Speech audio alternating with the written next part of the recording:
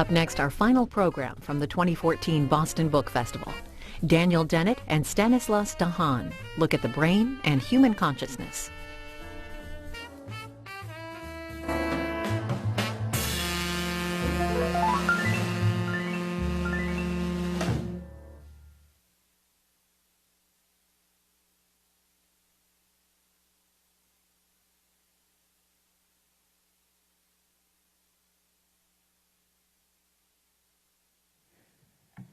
Oh boy, the lights are bright.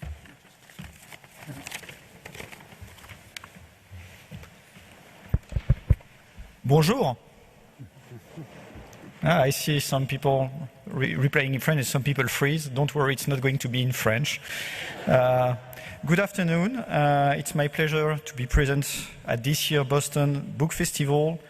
And by the way, I'm Fabien Fieschi, the Consul General of France here in Boston, to attend this intellectual feast that delights Boston every October. I am especially happy to note this year the expanded collaboration between the French Consulate in Boston, the French Cultural Center, and the Boston Book Festival.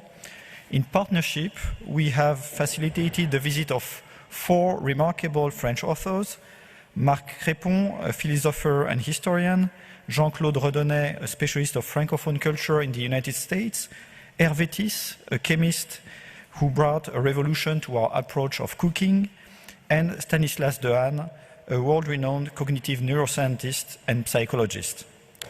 Mr. Crépon, Mr. Redonnet, and Mr. Tisse gave a series of passionate discussions on their works over the course of this morning. And this afternoon's event, State of Mind, Consciousness and Thinking, will consist of a discussion between Stanislas Dehaene and Daniel Dennett, who is a world-renowned philosopher and cognitive scientist, and Deborah Baker from WBUR and author of a series on the brain, who has kindly accepted to moderate this discussion for us. In order to briefly introduce to the American public Professor Dehaene, he is a pioneer in the field of numerical recognition. He started his journey with mathematics and computer science before turning to neurosciences and experimental psychology.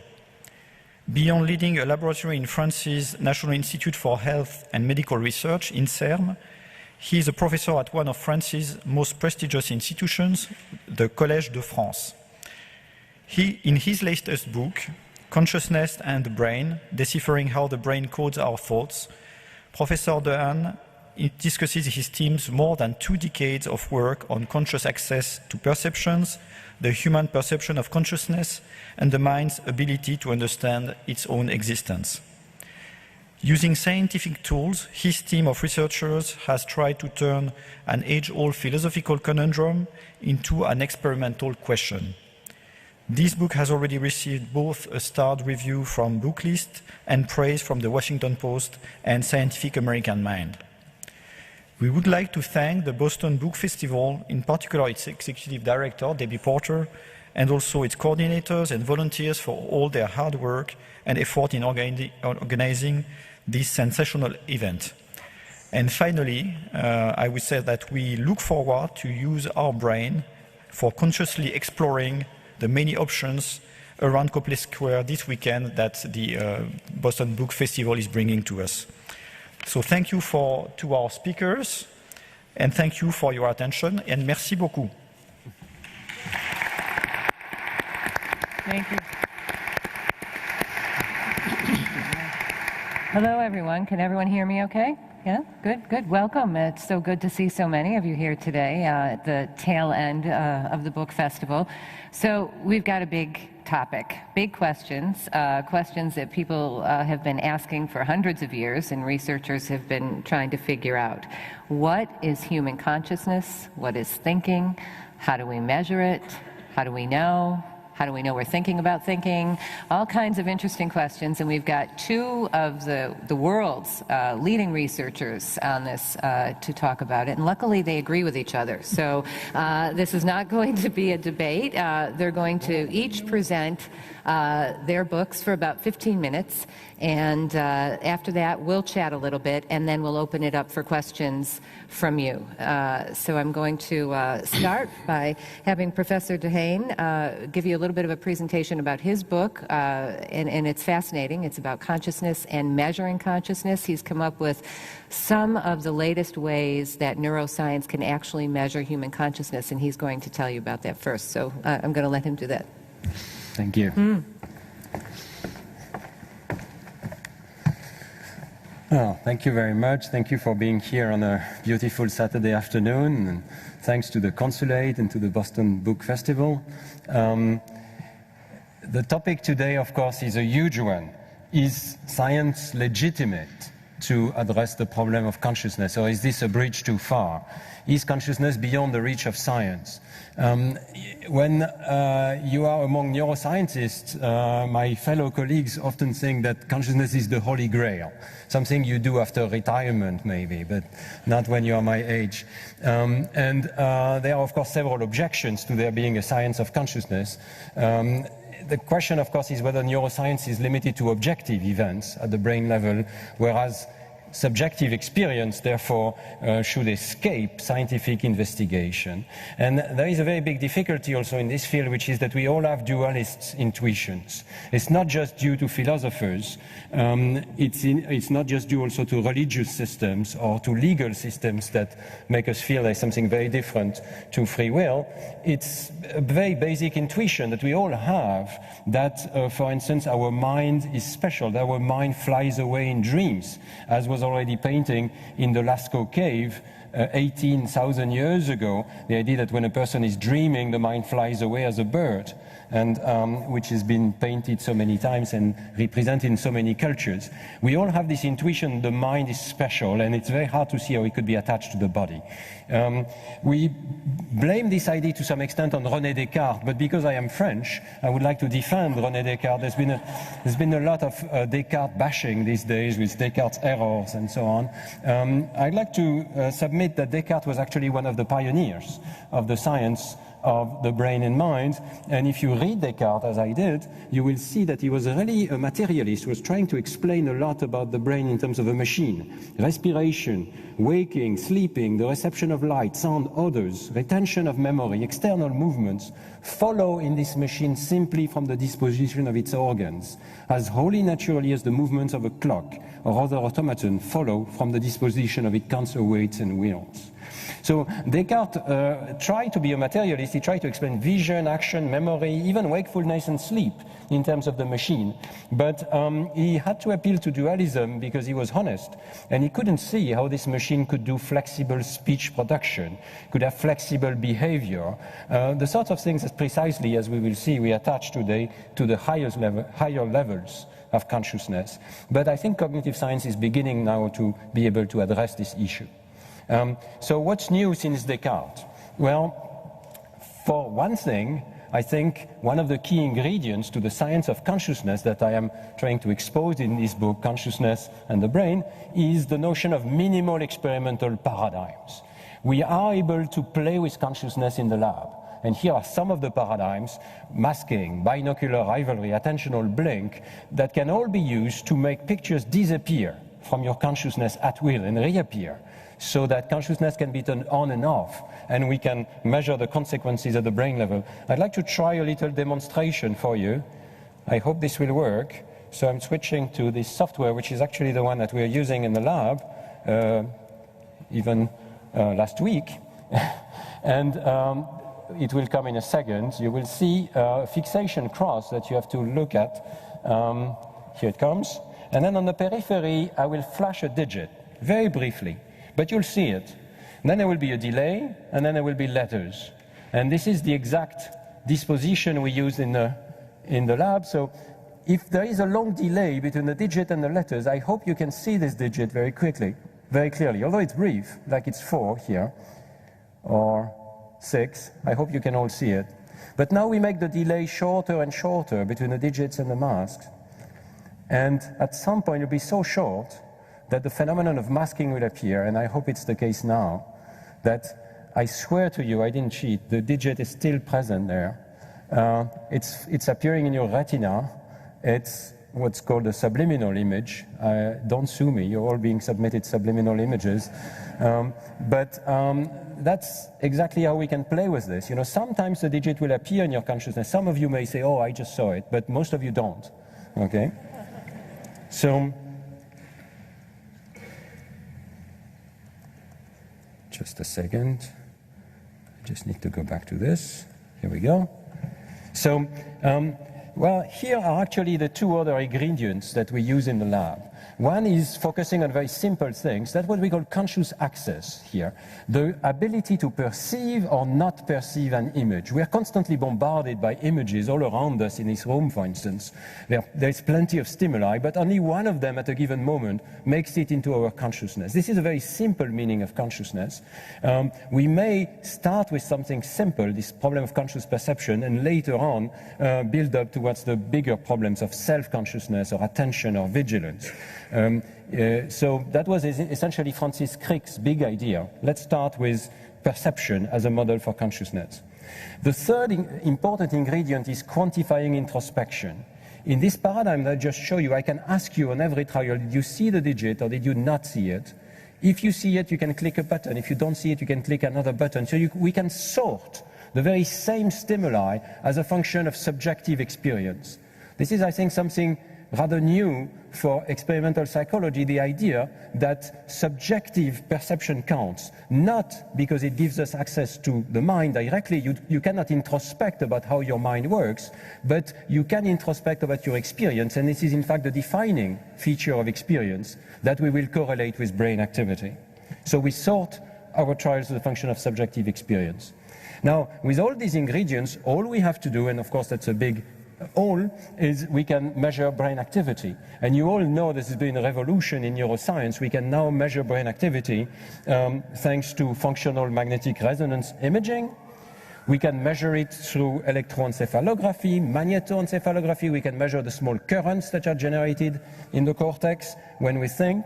We can also even use intracranial electrodes in some patients, epilepsy patients, that have electrodes inserted deep in the brains for clinical purposes. We can use these recordings to ask about consciousness. And finally, we can even use these recordings in my little nephew, for instance, on the left, to ask whether he's conscious or not. And of course, there is a big clinical problem. Can we use these recordings to ask whether a patient who is recovering from coma is already conscious or not? That's very much what we are doing in the lab right now, correlating conscious or unconscious reports with brain activity. And what did we find? Well, the first thing that we found, and I'm summarizing in one slide a lot of data, it's way too short, but what we found is that unconscious processing is extensive. That digit that you didn't see not only got on your retina, but it got into your visual cortex. It got very deep into your cortex. It was processed all the way to meaning. It was even biasing your responses for a few seconds, even though you didn't see it. Subliminal processing is extremely extensive. For instance, in this slide, we're showing the responses of the amygdala, which is a structure deep in the brain, which is responsive to fear. And if we flash you a word that has a content of fear, such as the word rape, for instance, your amygdala will activate quickly, subconsciously, even if you're not aware that there was any word at all. So there is a lot of subliminal processing in the brain, maybe 90%, 95%, we don't know, but a lot. And the flip side is that something special happens on those conscious trials. This is again, summarizing a lot of work in my lab, in many other labs in the world. What we have found is that the conscious trials are singled out by what we call an ignition. Something that comes relatively late, after about 1/3 of a second after the picture was on screen. If it is conscious, the brain will switch in a sort of all or none manner to a global state of brain activity where the same information is being represented in multiple regions of the cortex. And this is true whether it's a picture, whether it's a sound, whether it's a word. There is a signature of consciousness in this global ignition. We even see it at the level of single neurons. When we can record single neurons in humans, we see that in the higher levels of the cortex, they will switch on specifically when there is an event of conscious experience, and not when the subject says, I couldn't see the picture, or I couldn't see the digit. In the book, I'm reviewing this data, and I'm also trying to come up with an explanation for these signatures of consciousness. There are several signatures of consciousness that we see in the lab now. And the explanation takes the form of a framework which we've called the global neuronal hypothesis, global neuronal workspace hypothesis. And I'll just try to give you the flavor of the idea. It's not so complicated to explain. The idea is broadcasting of information. As I just said, there is a lot of unconscious processing in the brain. There are many specialized systems in the brain for processing faces, for processing words, for processing fear, all sorts of specialized systems. The claim here is that consciousness is a second system which has evolved to share this information. Because the modules don't speak so much to each other, there will be this special system that has evolved to share the information. And the claim is very simple. What we subjectively experience as consciousness is the global availability of information. I'm delighted to speak here in front of Dennett, who is a huge influence for this work, and who speaks about fame in the brain. He will tell us about this in a moment, but this is very much the sort of neural substrates for fame in the brain. Some piece of information makes it into a system of distributed neurons that can share the information in the brain, spread it, so that, for instance, you may speak about it. When you're conscious of information, you can speak about it, and this is the so-called reportability criterion.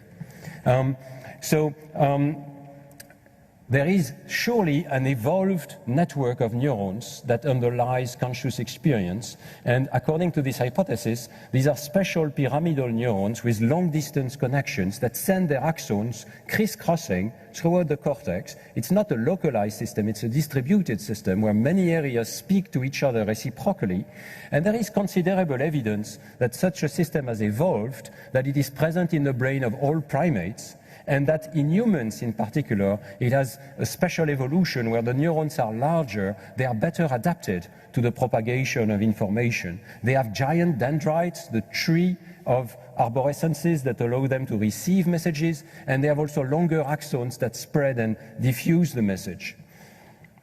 Thanks to this system, we can ask, what does it bring? What sort of computations does it bring you? What is consciousness good for? This is, of course, a hot question in cognitive science, one that we are still pursuing in the lab to this very day. But there are some scientists and even philosophers who have claimed that consciousness is worth nothing. It's a sort of epiphenomenon. It's like the whistle on the steam machine. It's not doing anything. I don't think so. I think this is an evolved system that has a very strong function. It's late. Therefore, it cannot be online, it cannot be used immediately to control your fine gestures, for instance. Reflexes are better for that. But it is very useful to reflect upon the information, to compress the information into a few symbols that you can remember for a long time, and to route this information across a series of stages, what I call the human Turing machine. So we have evidence from the lab that if you are asked to do a series of steps, a sort of mental calculation that requires many steps, then you cannot do this unconsciously. You have to be conscious of the information. There are limits to unconscious processing. The limit is when you need to hold on to the information and when you need to spread the information through multiple brain systems, then presumably you require consciousness. In particular, also, when you monitor your own behavior, which is you look back at what you did in the past and whether it was correct or not, there is a specific system that detects your own errors, which is illustrated here on this slide. It's very interesting. You are in this laboratory task, you're told to click buttons, and sometimes you click the wrong button. You click right instead of clicking left. And immediately, you know that you were wrong. You even try to stop it, but it's too late. Your hand did the clicking. And when you do this, you have this mesial frontal system, which generates this hugely negative potential on the top of the head, very easy to measure. And it's called technically the error-related negativity, but non-technically people call it the oh shit effect, which I think is very good metaphor for what it is. You're trying to capture your behavior. You know you were wrong. This is a second-order system, and we've shown in the lab that it requires consciousness. If you're not conscious of the digit, you may make an error, but you don't know that you've made an error. This is the sort of thing consciousness is good for. I'd like to close, because I can only survey very briefly what's in the book, but I'd like to close by saying that in the lab we're very concerned by the practical implications of these advances in understanding what consciousness is. And of course, we'd like to understand when consciousness starts and also when it is lost in patients with lesions. So I'll briefly say that we begin to be able to apply this knowledge to infants.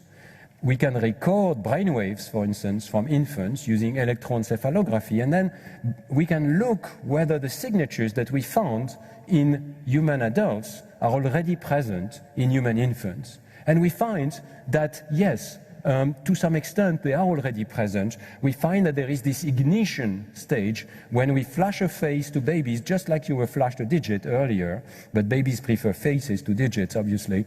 We flash a face, we ask, do we see the same steps of processing? The answer is yes. We have this very late ignition response in babies, all or none, which suggests that when the face was long enough, they could see it. They have a conscious experience of it, analogous to what we have in human adults. The one property that's different is the slowness of it. It's about 3 times slower in these babies compared to in human adults, which I find very interesting. So presumably babies have consciousness, but they require more time in order to become conscious of a specific property of the external world. I think it fits very well with our experience of babies as being able to generate a slow but definitely conscious reaction to the external world.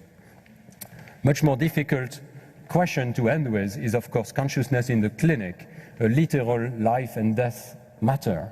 Can we decide whether some patients still have consciousness? You know that there have been enormous advances in this field. It's very difficult clinically from just interaction, discussing with a patient to decide whether he's conscious or not. But thanks to brain imaging, you can go inside and ask, do I see the signatures in brain activity itself of a person still being conscious?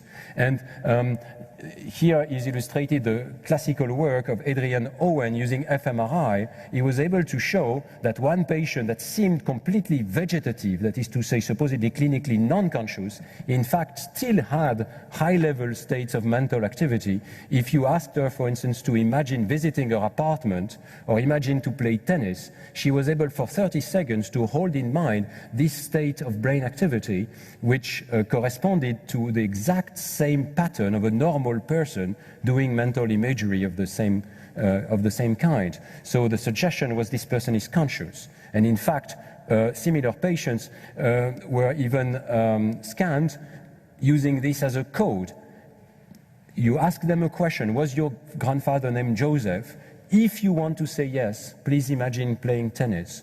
And by reading the brain activity when they were imagining playing tennis, they were able to see that the patient wanted to answer yes or wanted to answer no, and that the answer was correct. And therefore, this particular patient was probably conscious if he's able to understand language and generate an intention to respond. I should stress that there are just a few patients of this kind. The majority of vegetative patients presumably are not conscious, but of course it is crucial to understand whether a specific person, maybe only 10 or 20% of these patients still are conscious. So this is a very practical consequence of this work on consciousness. Here, this is the latest work from the lab. You can see it's from last year, but it is in the book. We are able to use EEG, the electroencephalogram, to derive measures of consciousness by measuring the amount of long-distance communication in the brain. Picturing it in false colors here, we can sort out patients that are in vegetative state and non-conscious from those that we think are minimally conscious or healthy subjects. So these signatures of consciousness, the growing science of consciousness, is now entering the clinic in a successful manner.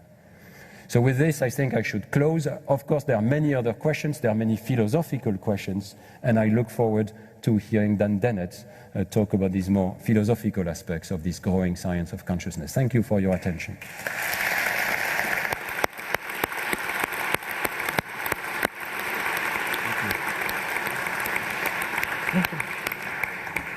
And now I think we'll hear a little bit more about the philosophical end of things from Professor Dennett. Yes, but can you hear me? First, I have to say a bit about Stan's book. When I published a book about consciousness 24 years ago, I set out a theory that was very sketchy. And over the years, I've been watching from the sidelines and seeing which parts of it held up. And Stan has gone way beyond the sketch that I had and elaborated themes that are very congenial to me. And I think it's the best book on consciousness I've read in the last 20 years. It's full of detail, very clearly, calmly written, with very well set out explanations of every point in it. It's just this material on every page, and it's bringing me up to date, which is what I wanted to do, so that I could return to the consciousness fray more or less up to date. So I'm delighted to be here with Stan, and he's set the table very nicely for me, because I'm going to talk about tools for thinking. My book is called Intuition Pumps and Other Tools for Thinking, but I'm going to be really talking about tools for thinking. And a former student of mine once said, you can't do much carpentry with your bare hands, and you can't do much thinking with your bare brain. And that's as good as the motto of my work these days. I'm looking at the tools for thinking that we all add to our basic born with equipment, the native bare brains that we're born with, and the role that that plays in enhancing our powers, our capacities to understand. And the book, Tools for Intuition Pumps, is a collection of tools. The next book is going to be showing how they evolved and how they fit in the brain. Now, here's a chicken-egg puzzle. Do tools evolve and make us smarter? Or do we evolve to become smart enough to make tools? And like most evolutionary chicken-egg puzzles, the answer is yes. It goes both ways. In fact, Stan was just talking about the neuroanatomical differences between us and even our closest relatives, chimpanzees. We have these great, long, interconnecting neurons, which are really quite special. What drove their evolution in our brains? I would say what drove that was the advent of human culture and language, which gave the brain a flood of new opportunities, but also a flood of new problems. So I see a coevolution between cultural evolution and genetic evolution, explaining the tremendous difference between our minds and the minds of really any other animal. Yes, I am pushing the human exceptionalist button, and I am pushing it deliberately, and I am not saying that we are outside the realm of science. I am going to give a sketch of a scientific account of how our minds are exceptional and why. Now, some of you know about the Flynn effect. IQ has gone up dramatically in the last century. Why? Well, Flynn thinks it has to do with human culture, and I think he's right. The thing is, words are tools, and once you've got words and you know how to use them, you have increased your competence in many ways. There's lots of different kinds of tools that are, what are they made of? They're not made of wood and steel. They're informational systems. They're structures, they're habits, they're routines that we learn, whether it's long division or alphabetizing a list. There are many. Each of you are equipped with literally hundreds and hundreds of culturally born thinking tools that enhance your capacity to think. And I'm going to add a few to them to your kit today. And what I call intuition pumps, these are rather elaborate tools. These are thought experiments that extend your imagination, but there are also many intuition pumps which cloud your imagination, and I'm very critical of those. But I want to give you a few good examples. I'm going to start with a very simple tool. It's called the Surely alarm. I want you in the future, every time you see the word surely in a text, I want a little bell to ring. Ding! that little bell alerts you to the fact that the author has just used the word surely, and this is very often, not always, very often the weakest point in the argument. Why? Well, the author is telling you something that you're supposed to accept, but it doesn't go without saying. If it did, he wouldn't have said it. It's got to be said, but the author doesn't want to bother arguing for it, so he nudges and says, surely. That's a very good place to drive a wedge. It doesn't always work, but if you just get in the habit of having that little bell ring when you see the word surely, you'll discover a lot of weaknesses in a lot of arguments, not just in philosophy or science, but in politics. Now, I think we should have a little practice with the surely alarm. So suppose you have a cup of coffee and you're going to put milk in it, and you want to keep the coffee warm as long as possible. So with the milk in it, so surely you should wait and put the milk in as late as possible, right? I didn't hear any ding. Surely you should ding. Okay, all right. When it comes to the Middle East, if the choice is between stability of government or democracy, well, surely democracy. Thank you. Now, what have I just done? I've just downloaded an app to your necktop.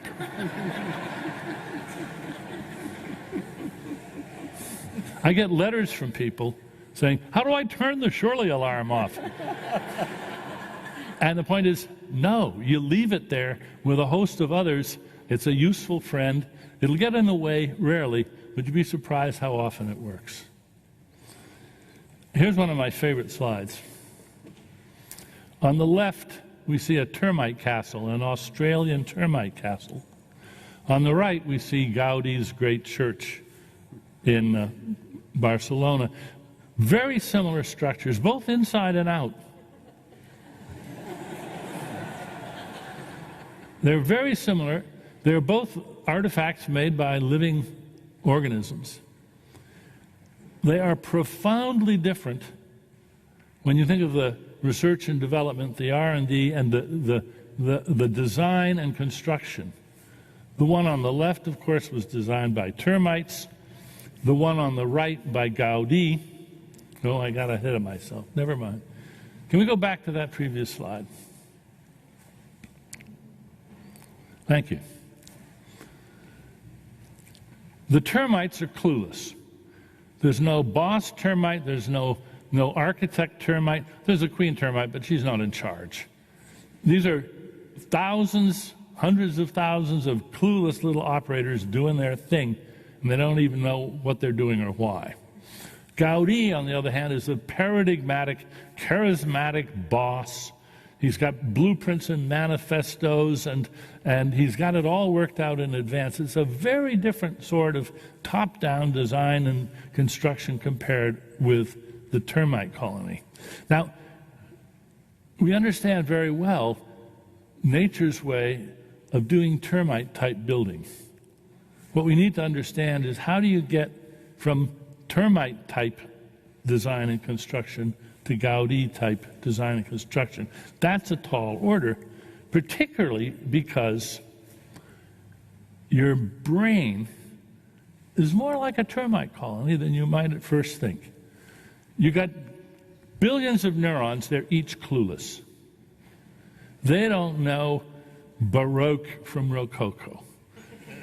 They don't know Barcelona from Cleveland. And yet, you put enough of them together just right, and you get a Gaudi mind, full of comprehension and understanding and vision, seeing ahead, planning ahead. The trick is to see, how can you organize all those neurons to make a Gaudi-type mind? And I think that's one of the reasons that some people say this is just beyond science to discover. I beg to differ. I think we're making great progress on it. And the answer is, it's in the organization of all of those neurons. Stan and his colleagues in Paris have literally I guess, hundreds of experiments which shed light on how the architecture of the human mind is organized in the human brain, but we still have a long way to go. And I would submit, Stan and his colleagues are working on the bare brain. They have hardly touched on the tool-infested brain of you and me, although they rely on it all the time. Because after all, when you ask a subject to perform a test, when you tell the subject what to do, you're depending on the fact that both you and the subject have language and can comprehend. Basically, when Stan sets up a subject to press the button if you see this and press this button if you see that, creating a little app in that brain which is going to give him evidence about what's going on inside. So now here's the question: how could a Gaudi-like comprehension arise out of this organization of clueless bits? And I think the answer is culture, which relies on cultural evolution, which is not genetic evolution, but is a separate evolutionary process. I want to illustrate the remarkable feature of what I call competence without comprehension. You've all seen the documentaries of the gazelles running away from the cheetahs or the lions and throwing these ridiculous high, beautiful leaps. It's called stotting.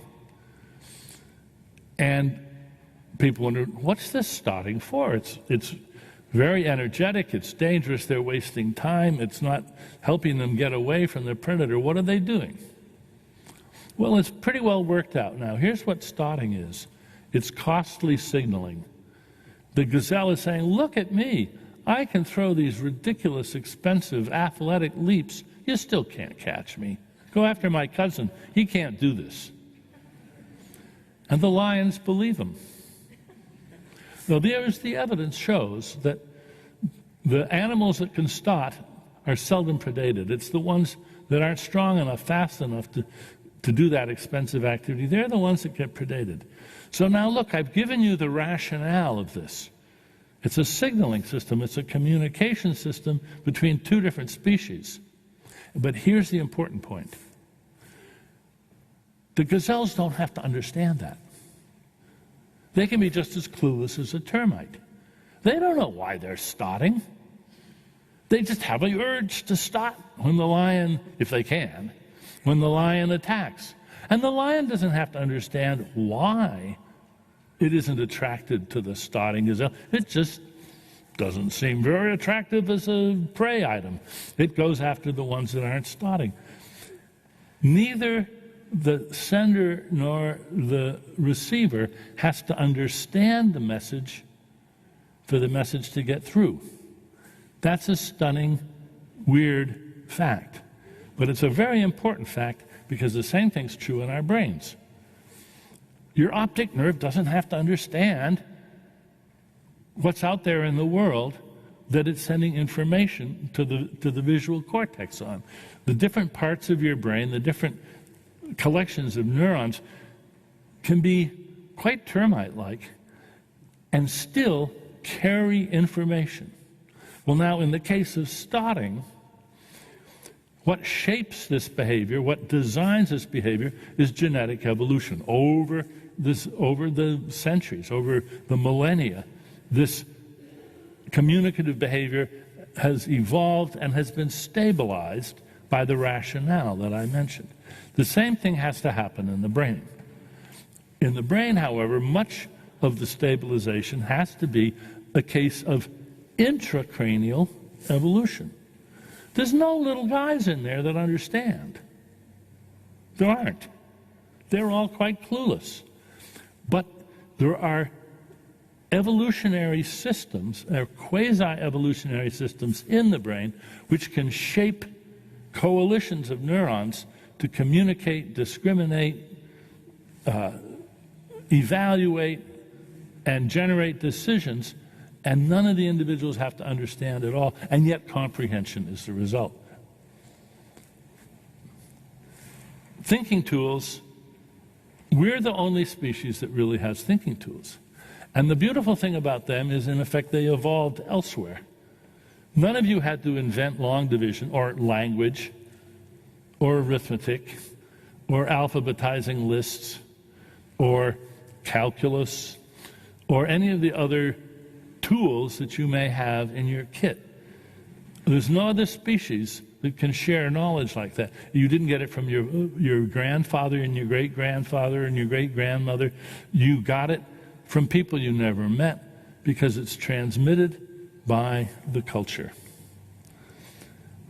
Analogies are very good thinking tools. I want to give one example. How am I doing for time? Right. I'm going to tell you about Vim. There's a big argument in consciousness work about whether conscious states have some intrinsic property which defies science, to the end of time. And I've drawn the analogy with the following amusing scenario. A lot of American tourists, they go to Europe, they want to buy something in euros, and they say, how much is that in real money? Meaning dollars. And they say, in effect, I don't know how you folks get by with euros. They don't have any intrinsic value. Dollars have intrinsic value. You can just feel it. I mean, I know what a dollar is worth. It's not as worth as much now, but it's intrinsic. And yes, indeed, you can translate euro value into dollar value, but euros themselves have no actual intrinsic economic value. Only dollars have that. Well, we can all see that that's a mistake, right? I think many philosophers, and not just philosophers, some neuroscientists, make the same mistake about consciousness. They say, well, you're giving us all these functional features of events in the brain, but where's the intrinsic qualia, the vim of the conscious state? And I think they're making the same mistake. It's just more clouded, you might say, harder to see. The idea is that a property is intrinsic. All right, if I've got time for one more quick thought experiment, no, I don't think I do. So I'll stop there. Well, thank you.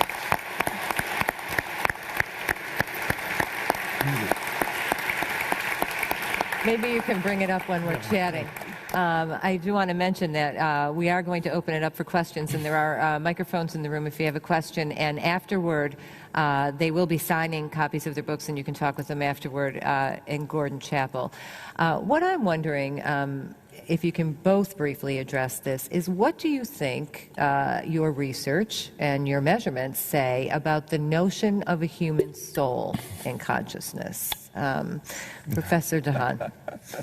That's very interesting. I was when asked to organize a conference for the Vatican because I am a member of the Pontifical Academy of the Vatican. I was asked to organize a meeting about the brain, the mind, and the soul. And I said I could find scientists for the first two topics, but not for the third.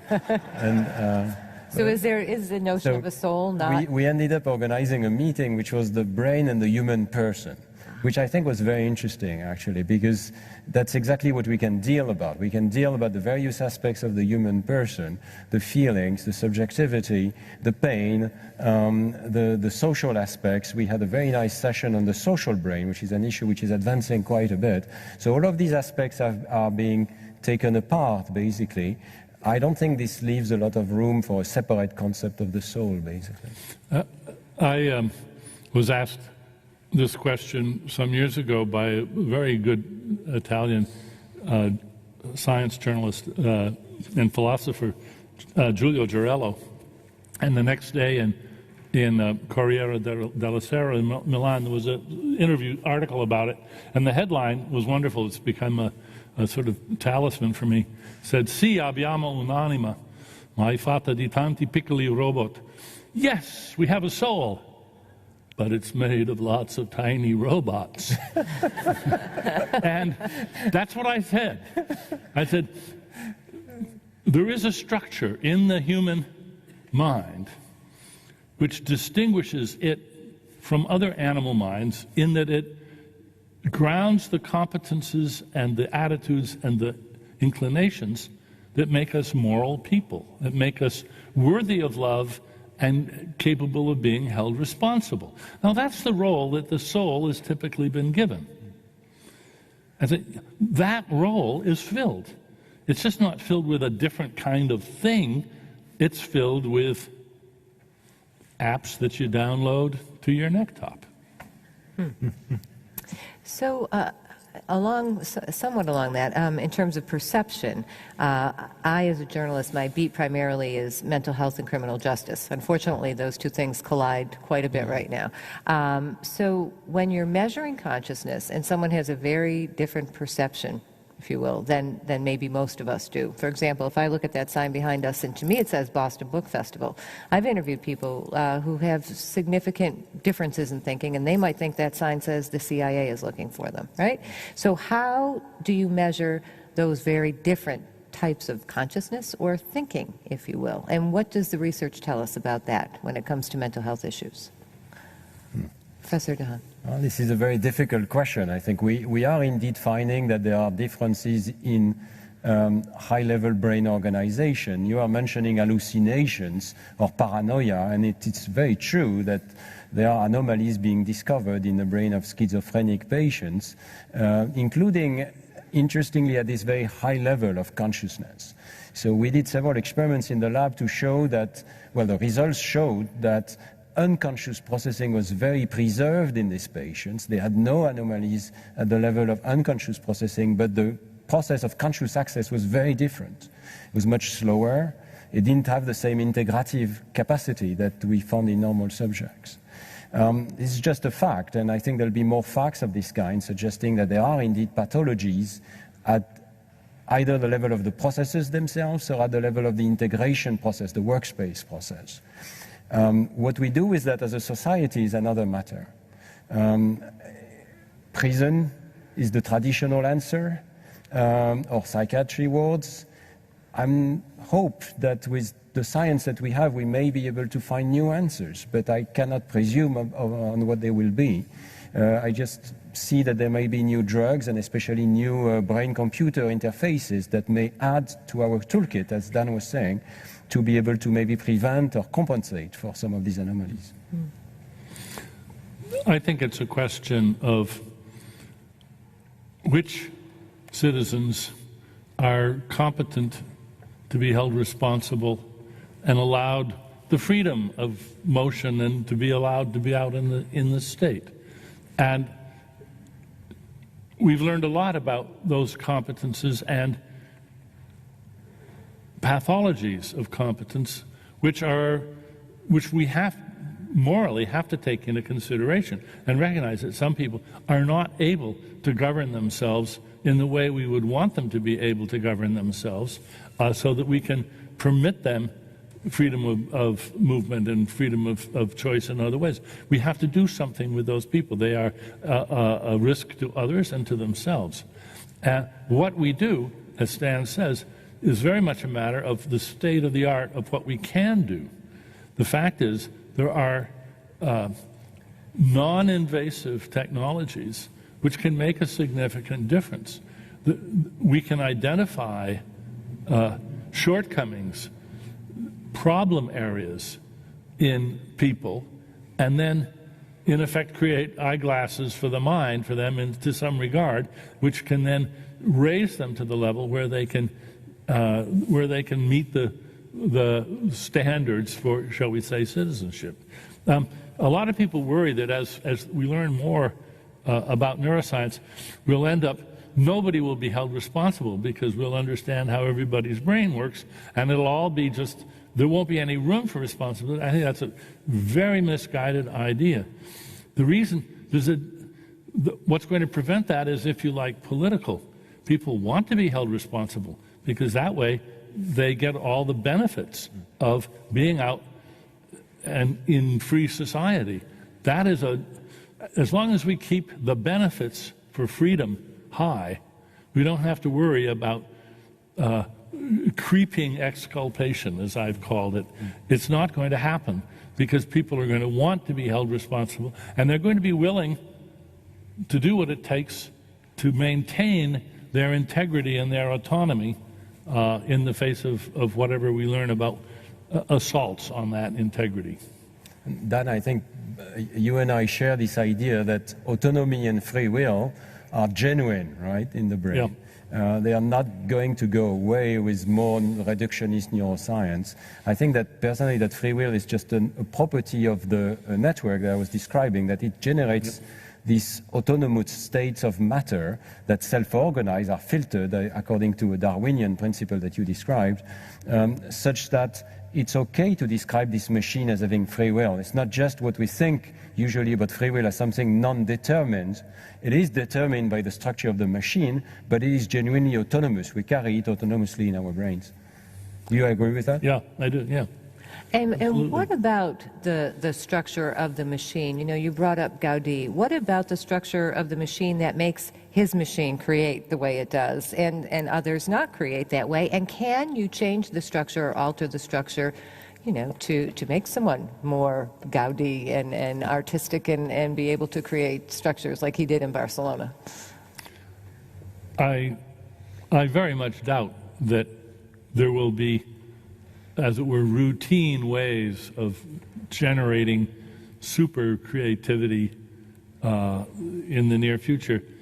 I think there's actually some fairly interesting theoretical reasons why really, shall we say, groundbreaking creativity is always going to be a few steps ahead of anybody's methods.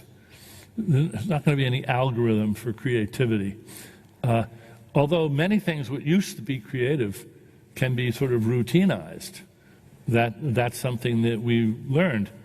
But the pioneers are still going to have to be rare individuals who, one way or another, and it may, of course, be because they've been subjected to horrendous experiences in their life.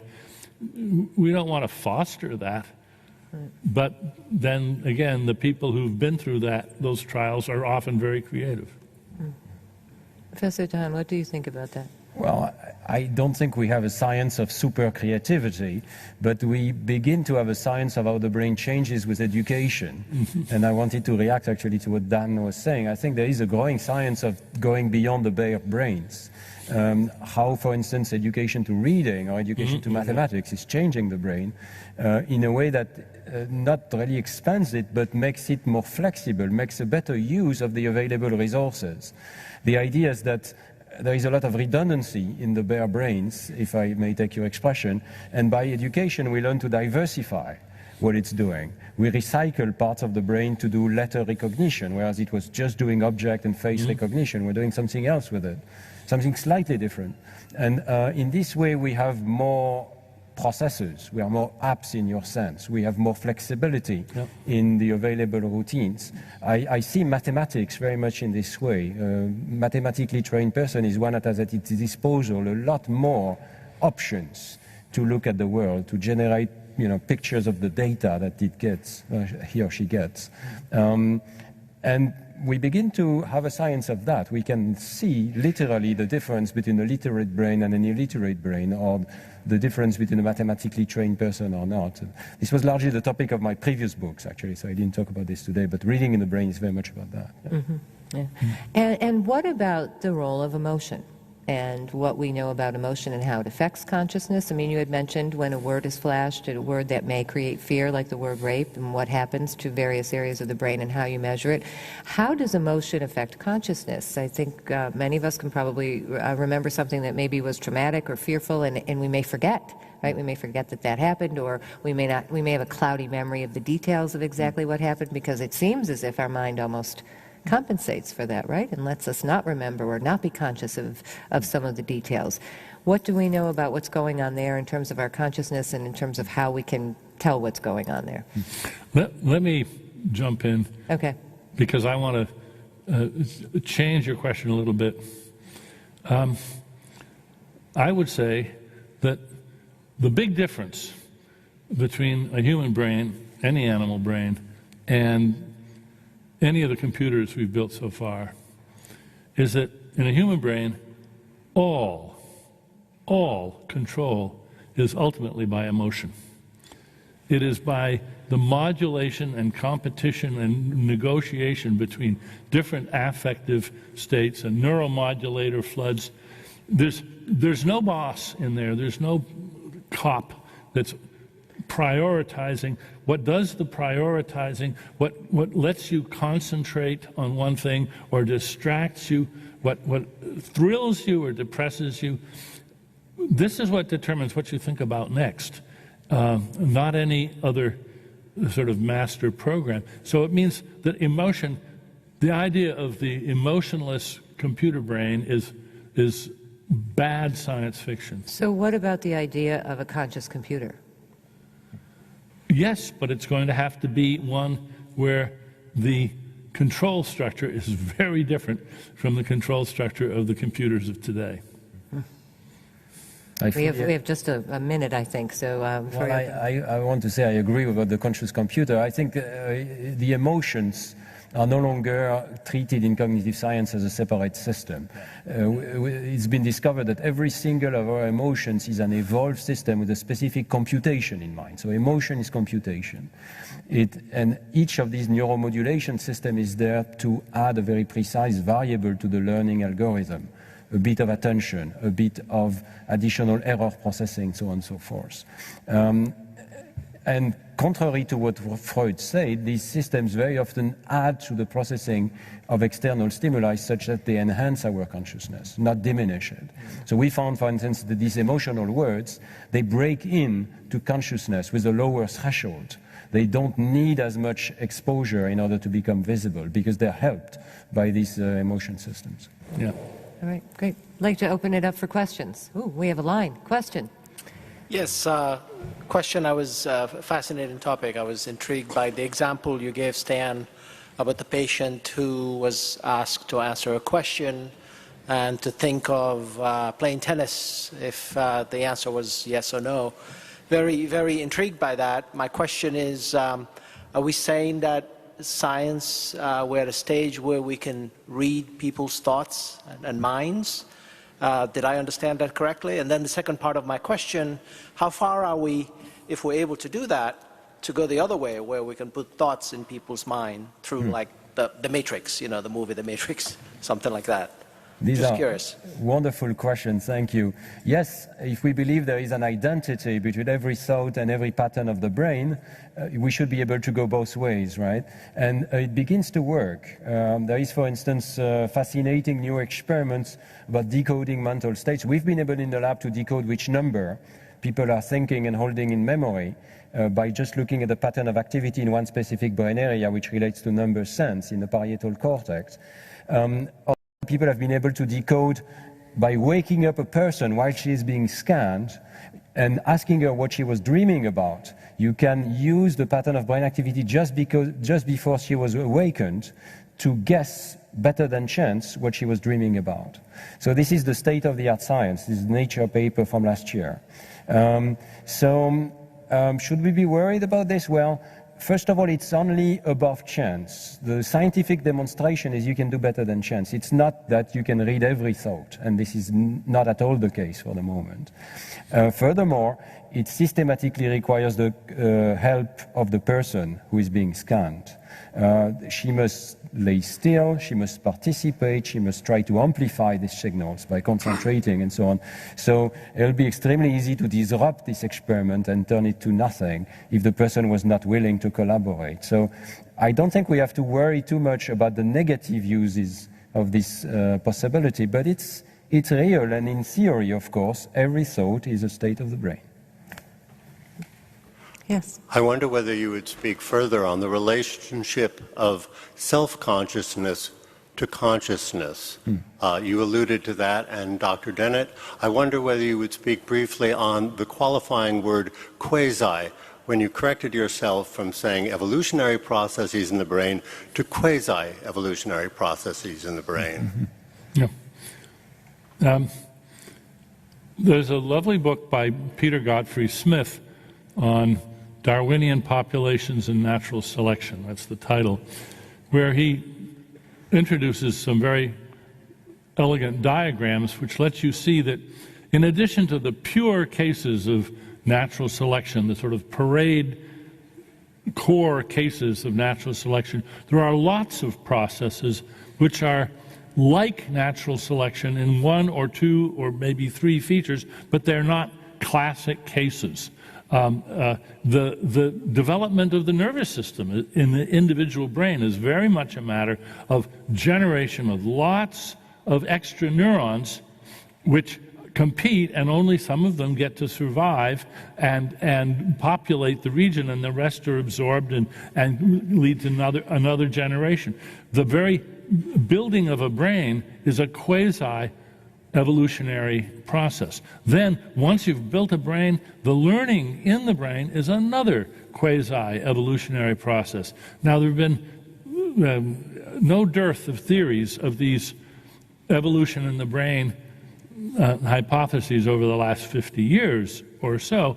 I think it's fair to say it's the only non-miraculous, non-question-begging model we have of how a nervous system can start in one state and improve itself through learning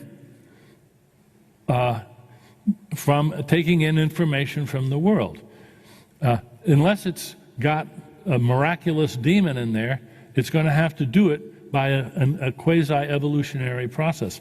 So there's no shortage of candidate processes for reshaping the structure, the functional structure of parts of our brain, where there's generation of diversity and then some sort of systematic selection which leads to a higher than chance probability of getting things better.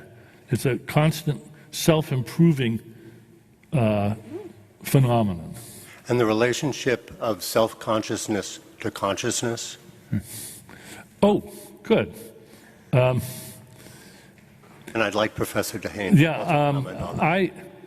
In the book that I'm working on right now, I talk about these processes and talk about these leading to ever more efficient and effective and, shall we say, foresightful and intentional redesign processes so that we become the intelligent designers of our own nervous systems.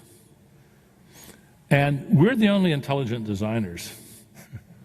And we're not that intelligent. But in fact, we are. If you want to see an example of intelligent design, Gaudi, Turing, these are good examples, and each one of us can become an intelligent redesigner of our own minds.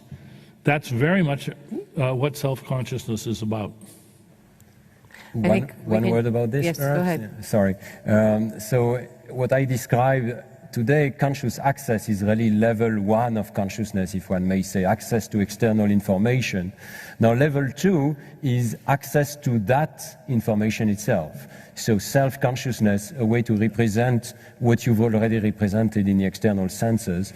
The growing consensus in cognitive neuroscience is that we're making use of the same networks that allow us to represent other people. We use areas of the so-called social brain network, the lexicon of people that we have in our heads. We use the same areas to represent ourselves as another person. We live, of course, a long time with ourselves, so we have a lot of time to learn about ourselves, but we have to learn about it just like when we observe other people. We just have slightly a bit more information about ourselves, so we learn a bit more, and that would be self-consciousness. Unfortunately, we have 1 minute, so last question, and we're going to have to be brief. Okay, I'm wondering what both of you think in terms of consciousness. Does it originate in the brain, or does it filter into the brain? Good question. Coming in from some external source, whatever that may be. As when people say they meditate As in, and some they people achieve refer to a collective conscious. Right, There's been right. many different thoughts about what might be out there, but I'm wondering if you think consciousness originates in the brain or comes in from an external source, whatever that may be. I would challenge the image that you're suggesting. I don't think consciousness is like a substance which comes from outside in or is generated inside. Consciousness isn't that kind of thing at all.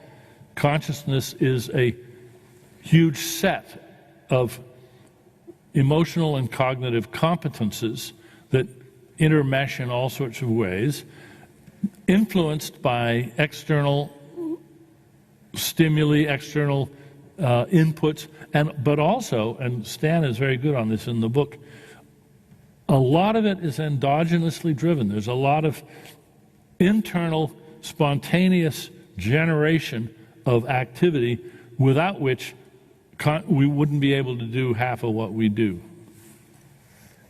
Precisely, I was going to point to the enormous research which has exploded in the 15 past years, showing that the brain is in fact spontaneously activated. It's never quiet.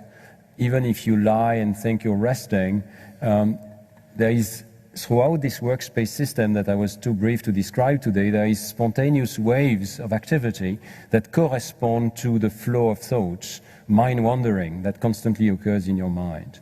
So this is one way to understand that we're not just automata that are submitted to the external world. We spontaneously carry in ourselves the subjectivity that we project onto the outside world. So I would think that not only it comes from the brain, but even in the absence of external stimuli, the brain is able to carry out a lot of subjective projection onto the outside world. All right. Well, we are out of time. I want to thank Professor DeHaan and Professor Dennett. Keep up the good work on the big questions. Thank you very much. Thank you. And as we said earlier, they will both be at Gordon Chapel with their books, and maybe we'll be able to talk to you a little bit more. Thank you.